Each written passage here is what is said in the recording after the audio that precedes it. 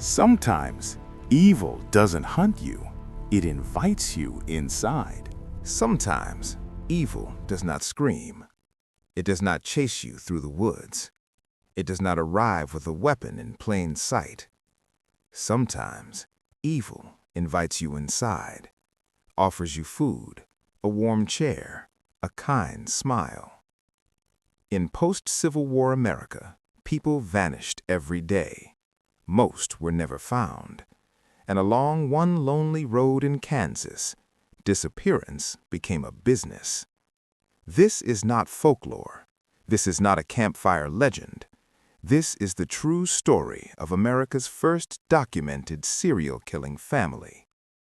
This is the story of the Bloody Benders.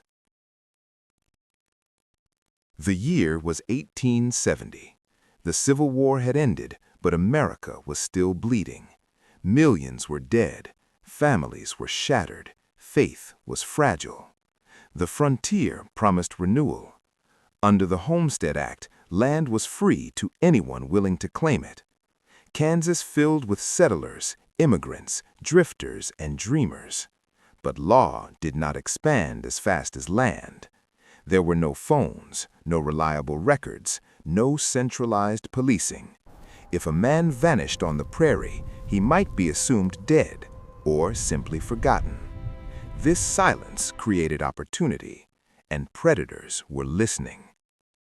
Along the Osage Mission Trail, a modest cabin appeared. It was positioned perfectly, the only stop for miles. The family living there called themselves the Benders.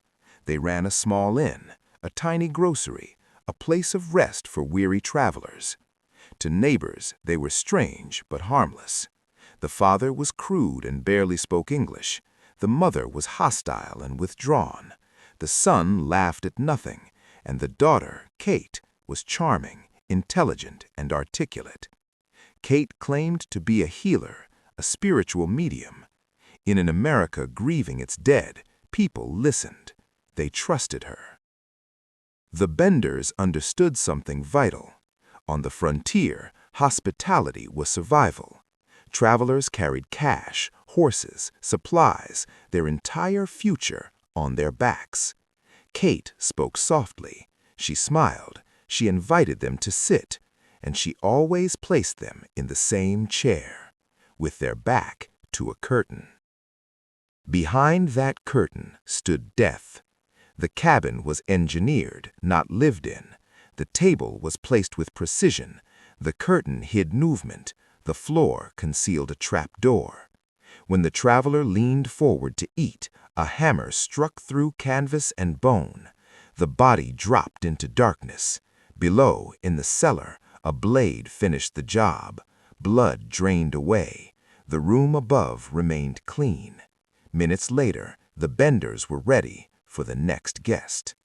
Bodies were stripped, valuables taken, corpses buried beneath an orchard of young apple trees. The soil was plowed regularly, graves disappeared. The land swallowed evidence. Their victims were chosen carefully. Men traveling alone, men in transition, men with money. But not only men. One traveler arrived with his infant daughter. Neither left alive. Some victims were found miles away, skulls crushed, throats slit. Others vanished completely. The pattern was there. No one saw it. Until the wrong man disappeared. A physician named William York went looking for a missing neighbor. He followed the trail. He asked questions. He stopped at the Bender Inn. He never left. York's brothers were powerful men. They did not accept silence. They demanded a search. For the first time, the frontier pushed back. When neighbors returned to the cabin, the Benders were gone. Animals were starving. Food lay untouched. The cellar stank of death. In the orchard, the ground sagged. Men began to dig. They found a body, then another, then another. Skulls crushed beyond recognition, throats cut deep. 9 bodies were recovered. More were suspected. Kansas had discovered its nightmare. The Benders vanished. Their wagon was found abandoned near a railroad. From there, nothing. Rewards were posted, posses formed. Stories spread of vigilante justice, of executions in secret. No proof ever surfaced. No bodies, no trials, no graves. They were never caught. More than a century later, scientists returned. Archaeologists mapped the land, recovered nails, glass, pottery. They rebuilt the cabin inch by inch, not to sensationalize, but to understand, to give the victims context and dignity. The Bloody Benders did not succeed because they were monsters. They succeeded because they looked normal, because they smiled, because they welcomed strangers, because the frontier trusted too easily.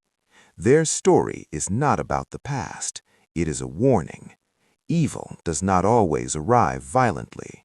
Sometimes it invites you to sit down. The road is still there. The land remembers, and history never forgets